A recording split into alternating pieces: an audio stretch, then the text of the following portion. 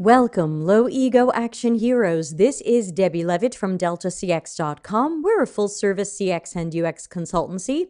That's true. And welcome to our usual Friday stream, now called Practicing Critical Thinking.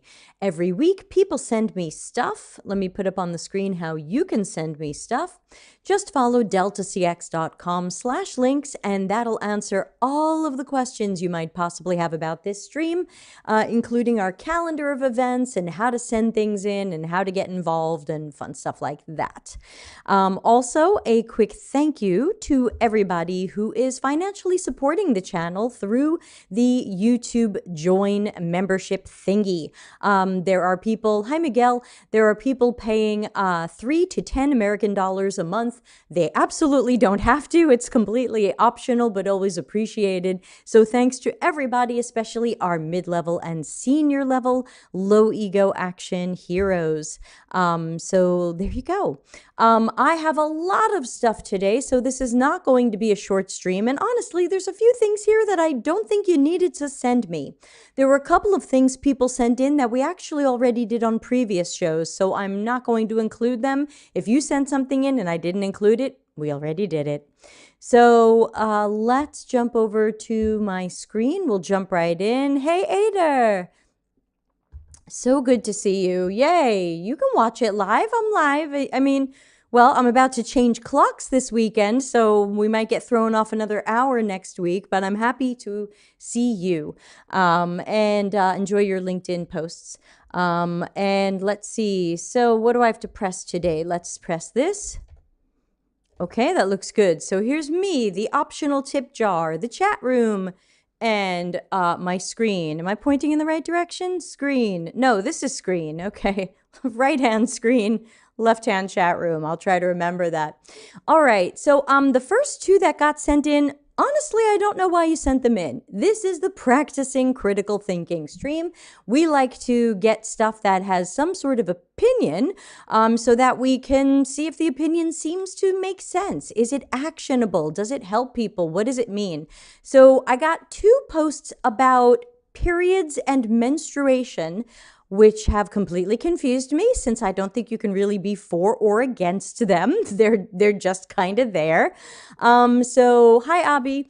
So this first one was this person who was bothered about the Disney movie Turning Red and how many people have been complaining about it because it has topics around puberty and all that stuff. And this person says it should be okay to do a movie about someone going through puberty. Sure. Yep. Hi, Elvina. I think that's all I have to say on that. That's got nothing to do with CX or UX as far as I can tell. And if companies want to make positive movies about people going through puberty, I don't see why not. So I'm going to move on. We also got sent, again, I guess someone is really into menstruation right now. I don't know why, but this was a woman who had her TikTok account canceled and banned because they're claiming that when she posts about periods and menstruation, she is violating their community guidelines. Hey, look, I mean, you know, this is a tough one. She should not be banned. So I don't know why you're asking my opinion on this. And if you ask me, every social media platform is doing a terrible job of trying to control or police its content, which of course she points out. There's violence and nudity and sexual crimes and other things that are happening on these platforms, and these people are allowed to post, but she tries to help women with their health and she's banned. So I'm not too sure what critical thinking you thought we were going to do here, but yeah, this seems wrong, and it's wrong on every platform where it's happening. And I don't know what it's going to take to fix it because this is not my specialty. Hi, Kayleen. All right, let's move on to things that are more in our world. Now, someone sent me this job. Hey, Sophie. Someone sent me this job, and it's for a senior design recruiter. I think the person who sent it in might not have noticed that it's for a recruiter, because I thought that this was maybe an okay job. So it seems to be with Slack. And it says, you're going to understand teams and hiring needs to make hiring recommendations and hire amazing people. That's what a recruiter does. I don't think this is a research recruiter. I think this is a job recruiter. Elvina says, I saw a post on LinkedIn a couple of minutes ago. Yeah, from who? So let's see, you will source and recruit and build strong candidate pipelines. You will build talent profiles. You will be a talent advisor. I think this job is absolutely legit. I think the person who sent it in might have thought that recruiter was someone who finds people to be part of UX studies, perhaps research studies. And then they thought like, well, this is crazy. Now you're hiring people. So if there was something about this that you thought was really strange, call it out when you send it to me. I don't remember if this one came with a comment. Sometimes they don't come with a comment. But yeah, sourcing, referrals, events, searching for people online who you can try to hire. I can't find the problem with this job. It's not a UX job. It is a recruiting, talent, HR sourcing job. But I like the idea that they want someone who has some sense of tech or product or UX recruiting experience. It's too bad that they don't specifically say that you should have design or recruiting experience, but yeah, seems okay. I mean, senior with 2 years seems a little bit low for senior, but still, I can't find the problem here, so I must have missed something. All right, let's move on. We got a lot to do, as you can see. Someone sent me this job, customer fulfillment. And I skimmed it, and I think I can see what's going on here. This was why you should be interested. I don't know why it started at the bottom. Wasn't that weird? They're going to do lean UX and design thinking. So obviously someone goes, oh, lean UX and design thinking. I should send it to Debbie. I don't know why you want to send that to me. You already know what I think of that. And if that job appeals to you, you can take it. Hi, I-10. But you seriously, you don't have to send me everything that says lean UX and design thinking. You already know what I'm going to say. Lean UX is garbage 100% of the time. Design thinking is garbage 100% of the time. I have not yet found an exception. And hi, Elena. So if you are into lean UX and design thinking, please take this job. If you are not into those things, please do not apply. You're not going to be happy there. I love logging into this show to see flames on the screen. Yes, you're just in time for lean UX and design thinking. What is design thinking anyway? We haven't found out yet. Yeah, did you see the thread in our Slack channel? If you haven't joined our Slack channel, it's totally free. I keep saying channel, but it's really a workspace with like 20 channels. It's totally free. deltacx.com/links will lead you to our free Slack channel workspace. And that was Stephanie had posted about she heard like the new CEO of IDEO being interviewed on some show, and even the CEO of IDEO couldn't explain what design thinking was or how it's done. So I think I can play this sound right now. Yes. Elvina says the post is from Michelle Ronson. Yes, we know her. She's been on the show many times. She said the last point on the slide about unmoderated studies, how it can help to understand why. What do you think? Elvina, I don't link. YouTube blocks people from posting links on the assumption that you're posting spam and porn, so I can't see that right now. But an unmoderated study might not be the best way to understand why. Okay, we're on a little tangent here. It may not be the best way to understand why because you're not there with the person. You can't ask them follow-up questions. But there are times where I have seen an unmoderated study and I could get some ideas of why. So I wouldn't say it's the best way to why, but I would say it is a way to get some qualitatives and whys. So I hope that helps.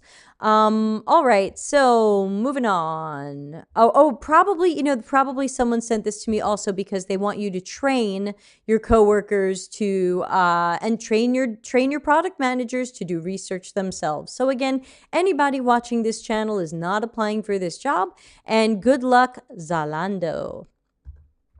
Okay. This was a post from Tom McCormick, And again, this is another one why I couldn't totally figure out why anybody sent it to me, because I found this to be a generally meaningless post. This guy decided to try to find all the UX job-related titles he could. He found 42, but he assumes there's more. And here are the top ones. And he made some sort of spreadsheet, and he found there's 265,000 people with UX related job titles in the US. Global is over 1 million. And what titles did I miss? What are you doing, and what's the point? Why? What does it mean? What can I do about any of this? How is this meaningful and actionable or helpful? So, and understanding UX job titles in their roles article, no one can understand them. They're all hit and miss. You have to read the job description. Doesn't matter. Miguel says, I saw this post. People were complaining about the titles. Oh, Julia says, design systems isn't a title. You have to be a UX designer to design systems. Amy says, what about UX researcher? Darren says, UX maturity levels are so low. I don't take the data as informing of very much. Amy's still listing stuff. Yeah, this seems like maybe it doesn't even qualify as clickbait. It got 34 reactions and 18 comments. Sounds like that didn't go too far in their algorithm. So not too sure what this is. But again, if it's not meaningful, actionable, and helpful, I am unlikely to think highly of it. So I can't figure out what's the point. Our titles are a mess. Someday they'll be standardized. I had seen Medium recommend this article to me. I had started skimming it and immediately closed it. So someone sent this to me. I don't know why, because we've been down this road before. So this is one of those people who says that the problem with UX is the letter U, user, because not everybody's a user. Here we go again. Y'all know I'm not going to die on that hill. I'm not going to die on, are they users? Are they customers? Are they consumers? Is this a brand experience? Is this a customer experience? Is this a user experience? Is this a human experience? Is this a people experience? Is this a candidate experience? Is this an employee experience? So Don Norman, who himself coined user experience, now thinks users is terrible and he wants to call them people, but he's not. So humans is not specific enough. Now, this article promised us, remember, when I talk about good writing, we have to talk about what titles promise us and then what does the article deliver. So 4 X's that aren't UX and the original is still the best. So are we going to have a whole article that just comes back to the idea that UX is still the best term? Oh, Janice is here. Hi, Janice. Hi, Debbie. I was looking through Darren Hood's UX book recommendations, and the Handbook of Usability Testing has a foreword by Jared Spool. Was he once legit? I would imagine it's worth reading. Janice, I don't know. I think he had some legitimacy, perhaps in the 90s, but it's so long ago that I am not familiar with it, but I think he was somebody a very long time ago. And Carl says it's SX, stakeholder experience. It sure feels like that. Janice, I think you should ignore who wrote the foreword, because sometimes people just find the most famous, popular guru they can find and say, will you please write a foreword? The guru likes the attention. The person who writes the book can say, Jared Spool wrote a foreword in my book, and all of a sudden it's a thing. One of my clients once had movie director Cameron Crowe write a foreword to their book. Big PR move. So I think some people who aren't familiar with all of Jared Spool's shticken, as we say, or games, I think still think he's great and worth connecting to, and don't know some of the negative side effects of being associated with him. So I would say just because he wrote a foreword doesn't mean you should ignore a book. The book might be good. If you don't like Spool, ignore the foreword. So will we learn what the 4 X's are and why the one's the best? CX, AX, EX, MX. So employee experience, member experience. Did we get to AX? Agent experience. Yeah, I think that this is just overdone. So, and then what's the end of this? The best option is people. User is a derogatory term that dehumanizes them. And again, you know, it's descriptive in the way that driver and musician are labels, but we don't say that driver dehumanizes the person who drives the car. We haven't changed our language to person driving a car. We haven't changed musician to person engaging in music. So I don't think it's wrong for us to say the person uses a product, and therefore I'm going to say they are a user of the product. Many of you know that I am changing my language towards customer. I believe that everybody who interacts with our company in any way is a potential customer or a current customer or some sort of related person, but I don't believe that customers only shell out money. So I'm not going to die on that hill, and I'm not going to go into it today, and I'm so tired of the debate. We have so many problems in our industry with our work in our industry being disrespected. Every time we write an article or a post about I don't like this term versus I don't like this term. If you don't have something really strong and actionable in there, then it looks like we can't even get our own industry straight. Product managers are not writing endless things about, ooh, but what's a product manager? Now, once in a while, you see product manager versus product owner, but not to the degree that you see UX debating their own terms. And I just think it makes us look so newbie and Wild West. David says, why don't you see users as people that should benefit from our work? Sure. Okay, so this is someone named Mauro Porcini, which is a pretty fun name. And it says he's the Senior Vice President and Chief Design Officer at PepsiCo. And it looks like he's showing off this machine where people can walk up to it and press different things on the screen and adjust the type of beverage that they want to have. David says, I don't have a better word. We'd have to invent one. Well, we're already fighting over them.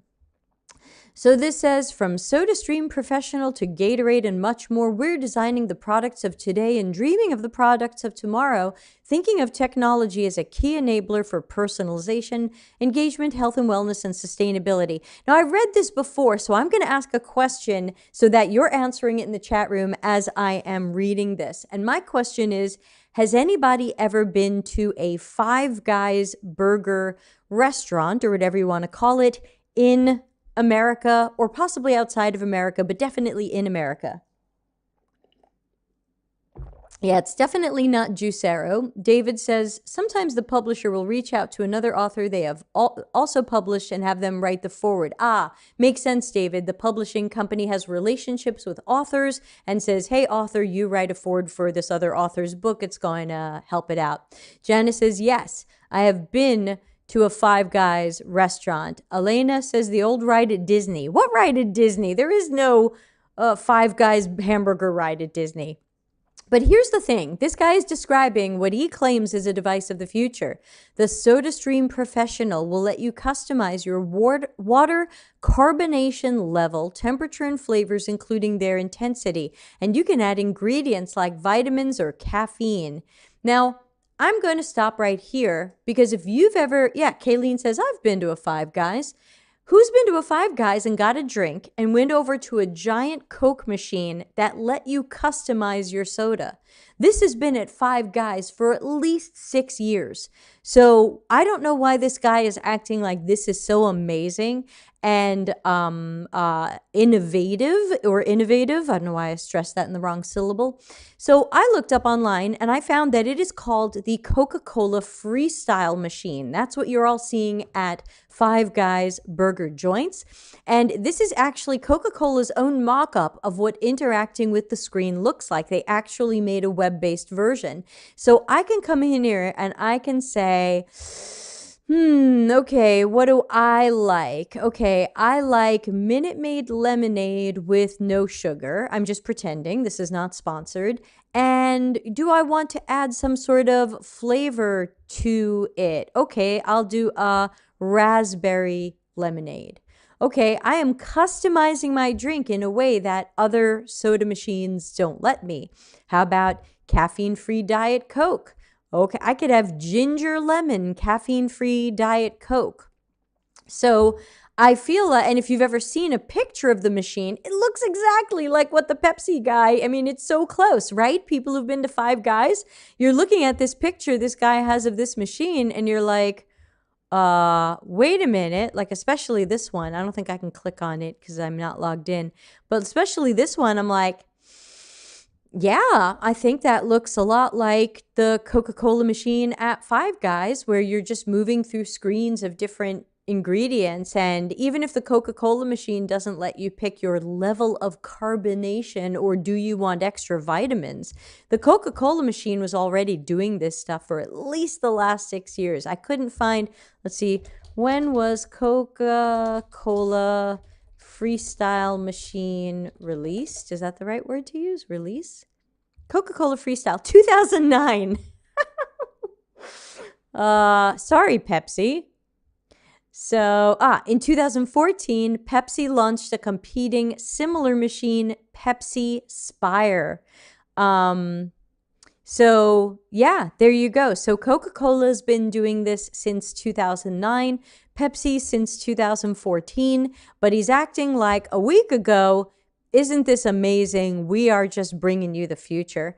Brian says, I don't think I would trust my vitamin intake from Pepsi or Coke, but hey, it's something. And hello. Hello, Brian. Yeah, totally. I think so. And then they're trying to make it sound like you're going to wear a Gatorade patch on your skin during your workout to see how much sweat and sodium you use. I'm sure these things have been available for years to professional and semi-professional athletes and people who want to measure this stuff. So can't say I'm one over here. Gustav says the funny part is it only serves 5 drinks and the flavor's all in the user's imagination. Yeah, who knows? And he's written a book, The Age of Excellence. Okay. Anyway, do not know him, but people are following him, so that's a thing. And lots of people seemed to like it and think it was amazing, which of course means they haven't seen the Coca-Cola Freestyle machine that we've all been looking at for 12 years. All right, let's move on. The next one is a recent Medium article from H. Locke, who I have seen on Twitter, but I always forget her first name. Is it Heather? I can't remember, but she tends to go by H, and I think it's a she. I apologize if they are a they. Ader says, I've been noticing a lot of these innovations that are just not innovative at all. Yeah, you can't make a slight upgrade to an existing machine and call it an innovation or disruption. I tell people this is the difference between evolution and revolution. So this is an article about the effects of user testing on the researcher. I skimmed it. I thought it was pretty good. Puppy picture, always a plus. But really talking about how draining doing research sessions can be, that you have to think on your feet, that you have to have a huge amount of attention and focus, all of the preparation up front. She or they talk about how repetitive they can be. You're asking the same people the same questions or to do the same task, but you have to act like it's fresh and new to you every time. These are sometimes in a small meeting room or conference room or listening lab. And she or they also mention also it's an impact because sometimes these are not scheduled correctly. People schedule too many of these in a period of time. They schedule them too close together without breaks. They're recommending 30-minute breaks. I definitely recommend, I usually schedule mine an hour apart, especially if one ends a little bit late. I don't want to be like, the next one's starting in 10-15 minutes. So yeah, I can certainly agree with these articles. Plus, points for showing dog pictures. Yes, thank you. So I thought that this was a pretty good article, and it did have some actionable things that you can try, like changing your schedule and trying to get more support and try to, mostly changing the schedule, which I think is a good idea. So I thought this was a pretty good article, even though I mostly skimmed it. All right, we've got 3 more. This is Chanel Roberts, who I was not that familiar with, but I did press like on this one when I saw it. She is an instructor at General Assembly. Many of you know I am not hot on General Assembly, but of course it doesn't matter if she's got something good to say. Who cares where she works? And so she says, hey, UXers, does anyone have data or metrics to prove that being able to successfully complete a whiteboard challenge results in higher performing employees? So here's what I think is really interesting. At first, I thought she was going to say that if you successfully complete a whiteboard challenge, you're more likely to get the job, because I thought she might be thinking from that General Assembly perspective where we want to see more people complete the whiteboard challenge and then get the job. LinkedIn user says there is but so much a human mind can take when doing research. Very true. You have to give yourself good breaks and space it out. But she actually says, complete a whiteboard challenge resulting in a higher performing employee. Like, you made it part of your hiring process, but did it lead you to hire better people? And then this person says, my concern with much of today's UX hiring processes is that they're designed to reward those who can master the steps in an interview and exclude those who might struggle with the process. Struggling with the interview process doesn't mean you're a bad designer or couldn't have rocked the role. Some of us think differently and don't always fit in nice, neat boxes. Some companies only want to hire super polished, brilliantly cut diamonds who already know how to sparkle. So I think we know where this is going. So I think that this person has a great point, not only from the perception of DEI and accessibility. Is it fair to people who haven't over-practiced some of these challenges or struggle with anxiety or other conditions or diagnoses to put them under the pressure to try to come up with a solution in 20 minutes when that shouldn't happen at our real jobs? We should not be asked at our real jobs to come up with a solution in 20 minutes. So what are we practicing for here? Brian says, geez, I wish companies had her mindset, but I won't expect it to happen. Yeah, it's true. I think people still don't get it. But remember, they don't get it and they interview us poorly and they ask for ridiculous things because they don't understand what we do. If they understood that what we do has the core of cognitive psychology and human behavior and problem finding and problem solving and not just, hey, make a quick screen with some neat ideas.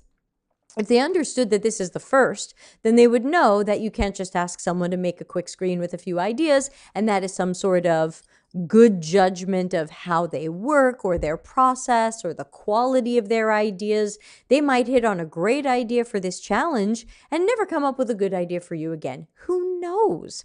So I've been against design challenges pretty much forever, and I've been speaking out against them for many years. I speak out against them in my HR training. I speak out against them in my book. So I do hope that, and to me, I'm looking at you, UX leaders and managers. UX leaders and managers have the power to say, we're not going to give this person design homework or a challenge of some sort. And every place that I've been going in as a consultant, I'm telling them to stop doing these and that we can learn more about people if we look at their portfolios, ask them to talk through their projects, ask them critical thinking questions. We don't have to see them in the moment try to solve a problem, especially when we never give them enough information to solve the problem. So what are we looking for here? What's the assessment? So I agree with Chanel. 5 dogs out of 5 for Chanel. Carl says, the hard lesson in any interview, don't show that you're smarter than the interviewer, even if you are. Yeah, I think that that's also a downside to many people who are being promoted too early. When you have someone who's a head of design and they have 4 years of experience in UX and they have an open lead designer job, are they going to want me when I have 5 times the years of experience that they have? When you promote someone too fast and hypothetically the interviewer is not as experienced as the people they might be interviewing, you've created a really tough painted into corner situation for your company. So do not over promote people too quickly. Another LinkedIn person, I don't know why I'm not getting names today. You can see on the screen I'm not getting them, says, so true. I wish they had icebreakers before interviews. As UX designers, if they are among the interviewers, shouldn't they take nervousness and anxiety into account? I think so. Some do and some don't. Ader says, that is an awkward situation. Oh, yeah. I once had a recruiter reach out to me and say, hey, we think you'd be really great for this lead UX whatever position. And I said, okay, who's your head of UX? Oh, yeah, head of UX. And he gave me the person's name, and I went to LinkedIn, and they had graduated a boot camp 2 years before. And I said, I'm never going to work there. Even if I interview, you're never going to hire me. I said, can you imagine that person hiring me? I said, hypothetically, I should have the head of UX job. Like, this is awkward. We can't do this. And that's happened to me a bunch of times. Like, oh, the head of UX is a developer we really loved and we promoted him. And I'm like, a developer? Why? Oh, everybody likes him. Okay, but how's he doing with heading up UX? Not going to work there. Okay. This is a post from LinkedIn from Erica Hall, who I don't follow, and but I know she's very popular.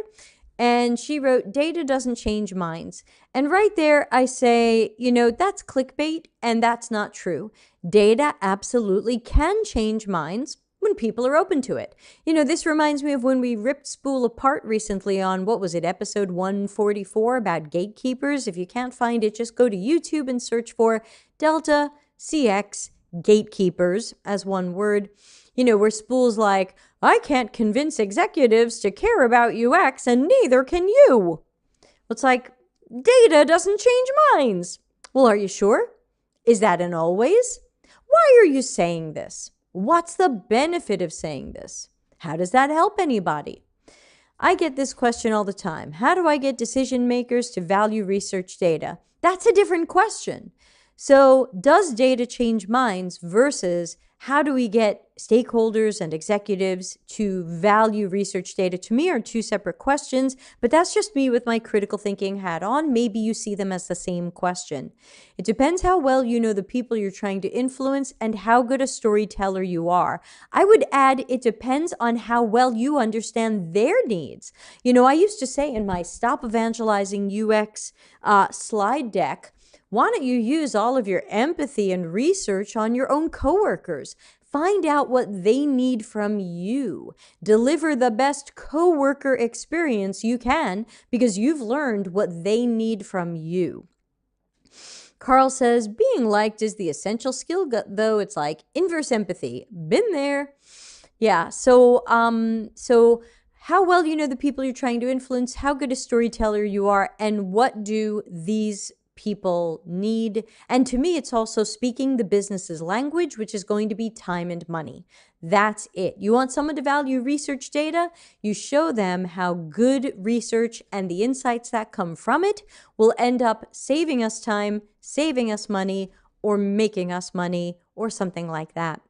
Your job is to close the gap. Harsh truth. People with the most knowledge are the worst at sales. Okay, now we're talking about sales. I don't know how we got there. So I'm a little bit lost and I think we're a little all over the place today. But so building relationships with people you want to influence and understanding the world from their perspective is essential to do as early as possible. If your report is in hand, it's too late. Of course, know your stakeholders early. I don't think this is anything new, but I would say that part is right. But I think the setup for it was a little bit clickbaity in that I don't think it's true. I don't think it's valid, and I don't think it's fair to say that data doesn't change minds, because if data doesn't change minds, why do any research at all? Data is not going to change people's minds. Why gather more data? Fuck the data. Don't bother. No one's mind is going to be changed.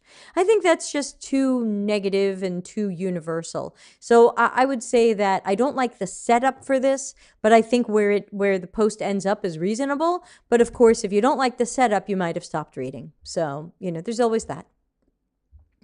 And now I have to mark this as containing swear words. All right, here's our last one. It is the blog from userinterviews.com. And it's a video, so I don't know why y'all sent me a video, and you imagine I have time to watch a video. You're very sweet. Carl says, yes, I pushed Jira for the dev team because that's what the dev team needed, and it helped the team and brought kudos to the UX team. No irony, it really happened. So they're saying distributed, democratized, decentralized, finding a research model to support your org, because evidently these are your only three choices.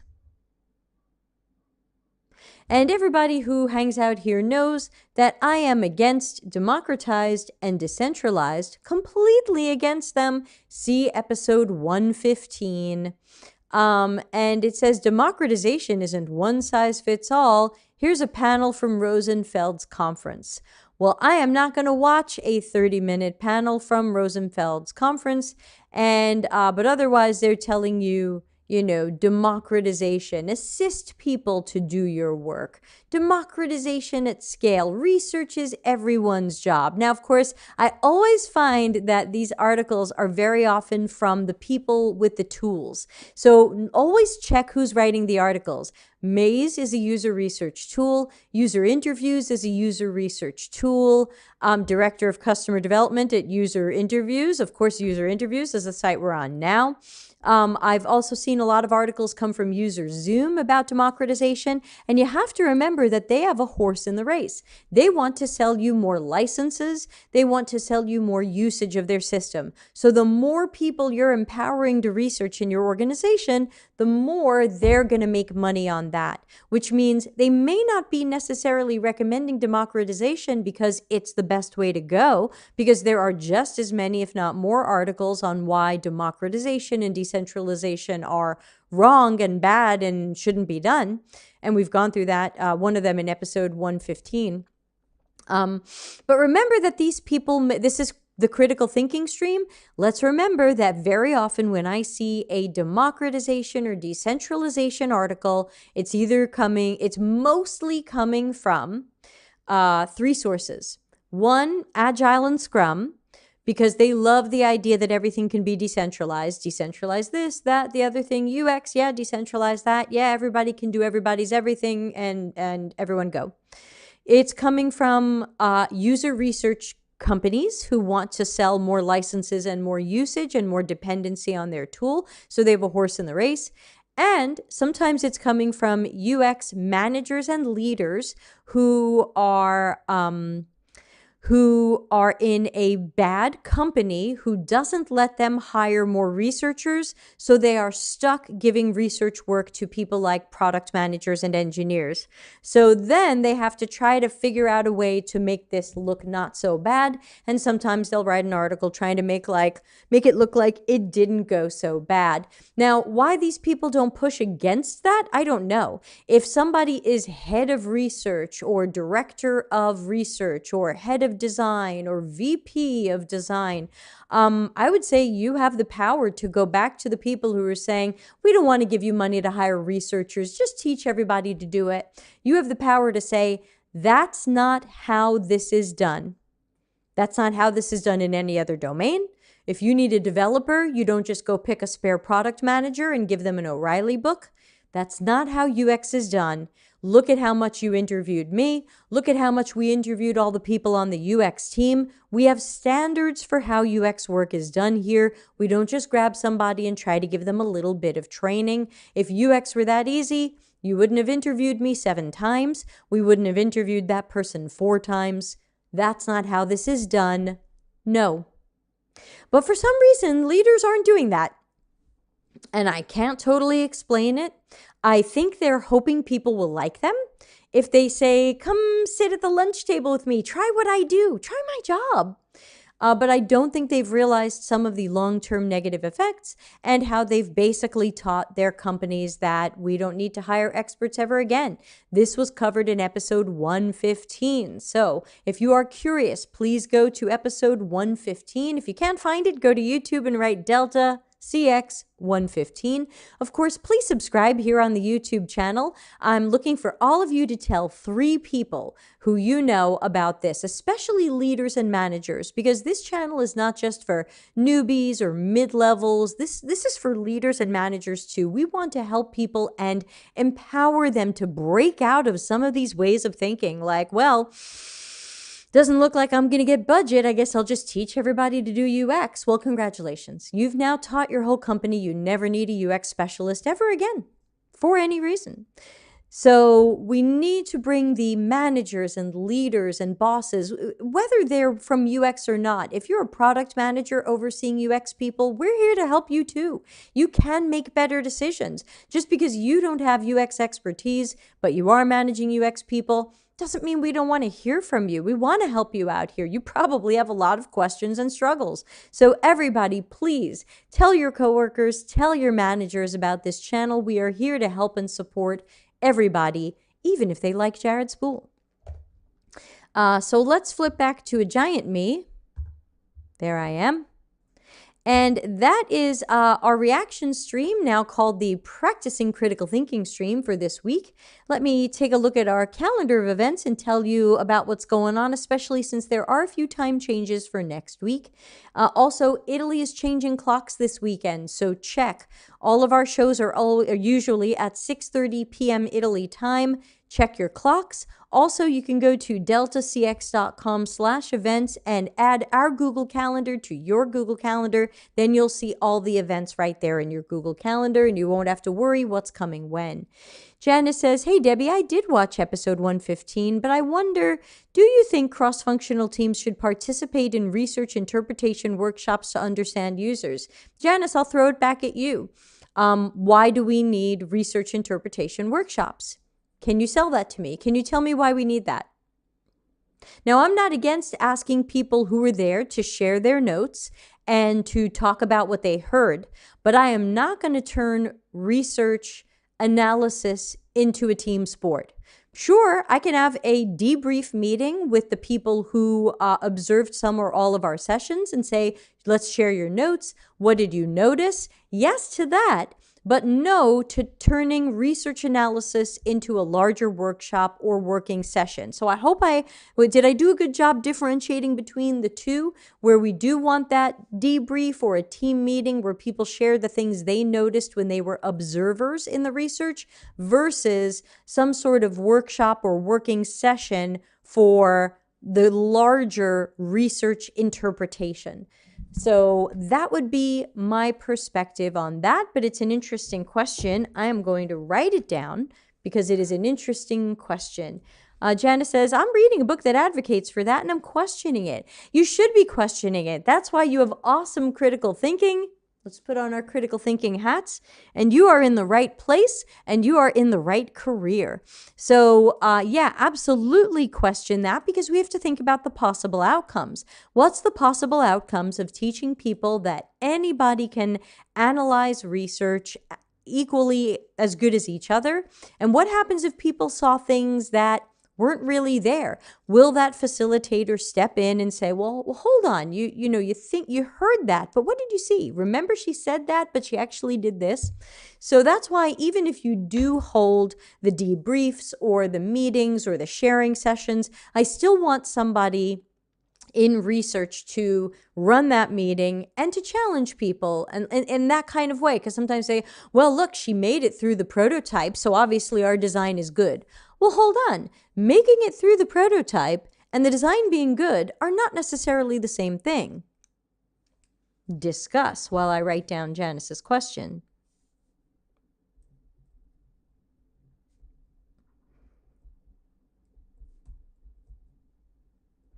It's a good one. Thanks for that. Janice, can I ask which book you're reading that is recommending that, just so we have a sense? So if anybody else is reading that book and they come up to that part, they can go, oh yeah. And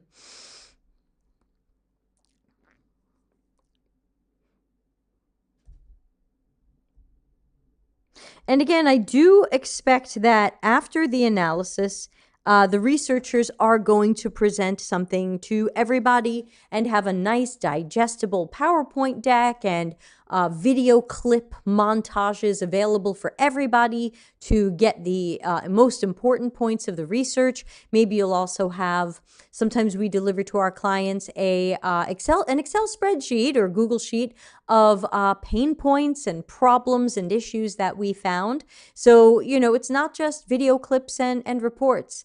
Contextual design. I'm still in the early chapters. I'm not sure I'm comprehending everything properly. Okay, well, look, if it's called contextual design and you're not understanding it, it might not be well written. My book with Larry has been rewritten now 4 times because every time I read through it, I go, I don't think the average person's going to understand this. So we got to go back and re-explain this in a better, clearer way. I think it's definitely a writing mistake to sometimes assume your readers know more than they do if the book is meant for everybody. Janice says it was recommended by an HCI professor. Okay.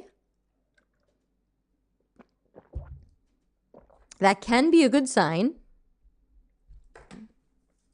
Alrighty. Let me look back at our calendar events and tell you what's going on. Again, check your clocks. Next week, we will have changed clocks this weekend. So, of course, Monday is Think Out Loud. Now, I don't have anything for the Monday stream. So if you would like me to work on something in our Think Out Loud stream, which looks at research planning or me doing actual live design and thinking out loud as I go and explaining how I do design, send something in, deltacx.com/links.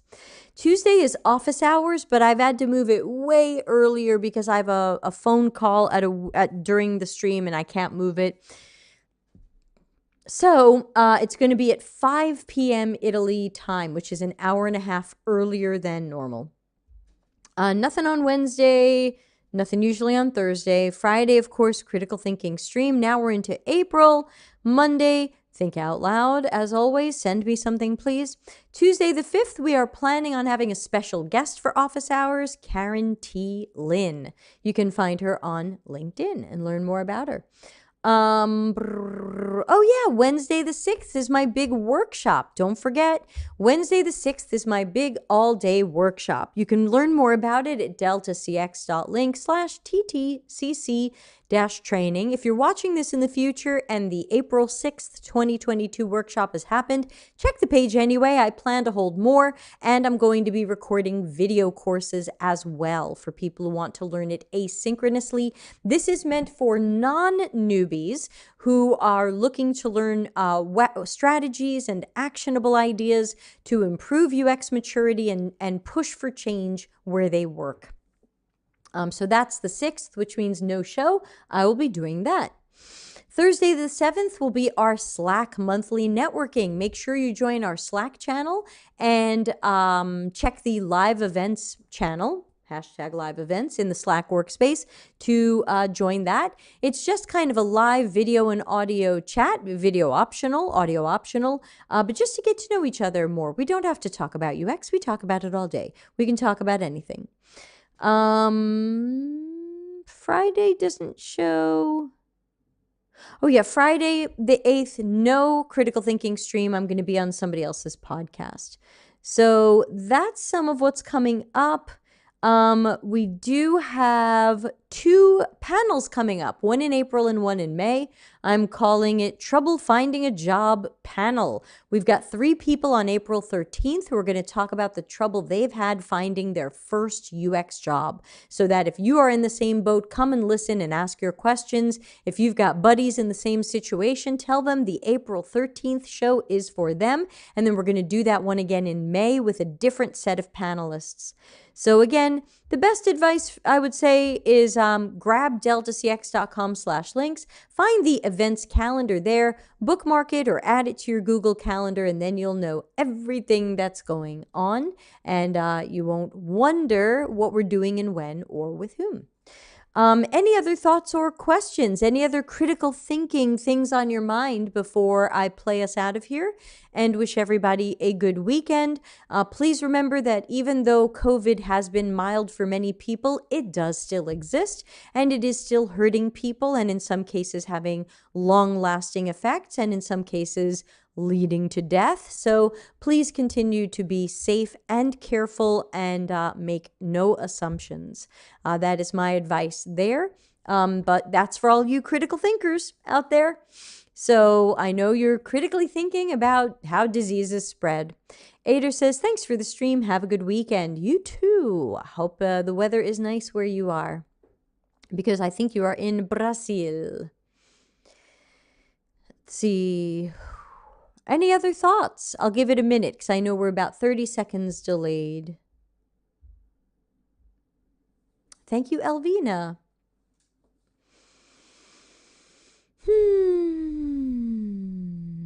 I'm a little tired.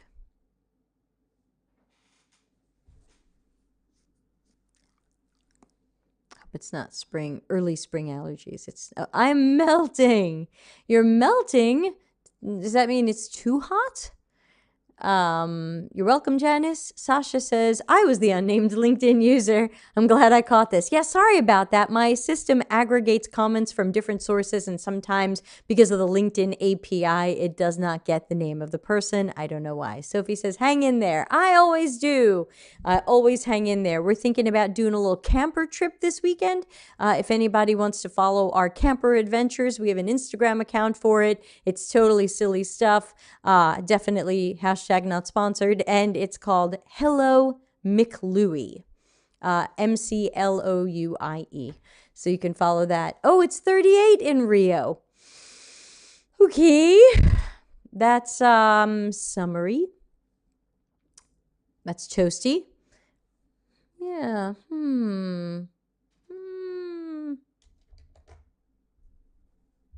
Yes. Oh well. Anyway, thanks everybody for that and the Debbie thinking emoji. It's 13 in Barcelona. Yeah, us here too, Sophie. It's evidently 10 here according to my clock. But I've seen it's going to start to warm up. So hoping for a nice campery weekend. And let's see. Oh, Larry's here. Larry, we're wrapping up. Remember, daylight savings hasn't happened yet. We're just finishing. We'll be back on time next week.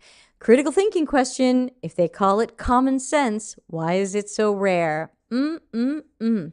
So true. It is not common at all. And the sense is very rare and very subjective. So I'm with you. I try not to say common sense because I believe in just that. I think it is not common and not rare. Touché, says Ada. All right. So thanks to everybody for joining in. Always good to see. Kayleen says meowth. I don't know how I missed that. Sorry. That seems like something a Pokemon would say. So again, everybody be well. Let me set the right closing theme song here. And I guess I'll see everybody next week. So catch you on the Slack if you need any help with anything. Otherwise, see you on the show on Monday. Thanks. Have a good weekend. Bye. Customer centricity as business intelligence. Visit deltacx.com to learn why we are